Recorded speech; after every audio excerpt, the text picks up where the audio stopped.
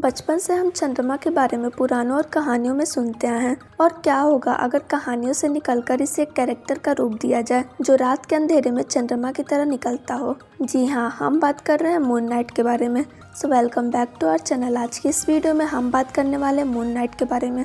तो चाहे आप इसके लंबे समय से फ़ैन हो या मून नाइट यूनिवर्स में नए हो, आई होप आपको ये कैरेक्टर पसंद आएगा। इसीलिए वीडियो को एंड तक जरूर देखें ताकि इसकी पावर्स, ओरिजिन एंड बहुत सारे रहस्यमय चीज़ों के बारे में जान सकें। तो वीडियो स्टार्ट करने से पहले अगर आपने हमारी previous video history of Red Hulk नहीं देखी है तो इसे देख सकते हैं, जिसका लिंक डिस्क्रिप्शन बॉक्स में अवेलेबल है। So subscribe, like and hit notification bell to join our community of Marvel Universe. तो चलिए शुरू करते हैं। मून नाइट यानी कि मार्क स्पेक्ट्रो को उसकी शक्तियाँ मिली थी कॉन्शू से। तो मून नाइट के बारे में बात करने से पहले हम ये जान लेते हैं कि ये कॉन्शू है कौन और कहाँ से आया है। इजिप्शियन गॉड्स जो कि हजारों साल पहले इजिप्ट में रहते थे और वहाँ के लोग इन्हें पूजते भी थे, पर कुछ टाइम बाद इंसानों ने उन्हें पूजना ही बंद कर दिया, जिससे वहाँ के सारे देवता अर्थ से दूर दूसरे लोक में चले गए और उन्होंने डिसाइड किया कि वो बस अपने अवतार की हेल्प से ही अर्थ पे नज़र रखेंगे। पर ये डिसीजन चांद के देवता कॉन्शू को मंजूर नहीं था, क्योंकि वो चाहता था गॉड्स खुद अर्थ पे रहकर इंसानों की हेल्प करें, और इसी वजह से बाकी गॉड्स मिलकर कॉन्शू को अपने ग्रुप से अलग कर देते हैं। अब कॉन्शू चाहकर भी अपने पूरे शक्तियों के साथ इंसानों की मदद नहीं कर सकता था। ऐसा करने के लिए उसे किसी को अपना अवतार बनाना ही पड़ता,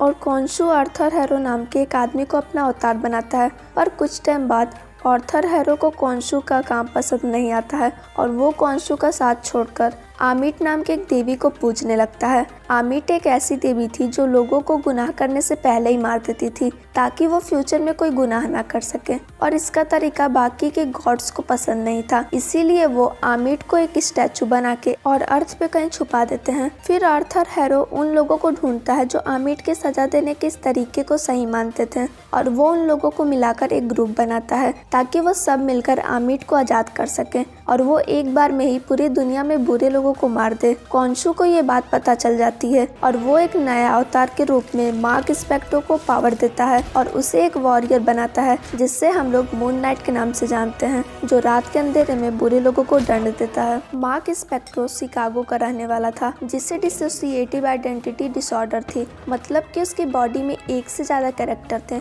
जो कि अलग अलग टाइम पे बाहर आते थे। मार्क जब छोटा था तब एक इंसिडेंस में उसके भाई की डेथ हो जाती है और इसका जिम्मेदार उसकी माँ मार्क को मानती है, जिसके वजह से उसकी माँ उसे हमेशा टॉर्चर करती रहती थी, और इस वजह से मार्क मेंटली वीक पड़ने लगा था। और वो अपने आप को खुश रखने के लिए एक इमेजिनेशन के जरिए वो एक मूवी के कैरेक्टर को रियल मानते हुए अपने अंदर उतार लेता है, जिसको नाम दिया गया स्टीवन ग्रांट। जहां मार्क की माँ उससे नफरत करती थी, वहीं स्टीवन के सोच को वो ऐसा रखा जैसे उसकी माँ उससे बहुत प्यार करती है। दोनों पर्सनैलिटी बहुत अलग थे। जहाँ मार्क हिम्मत वाला था वहीं स्टीवन बहुत कमजोर था।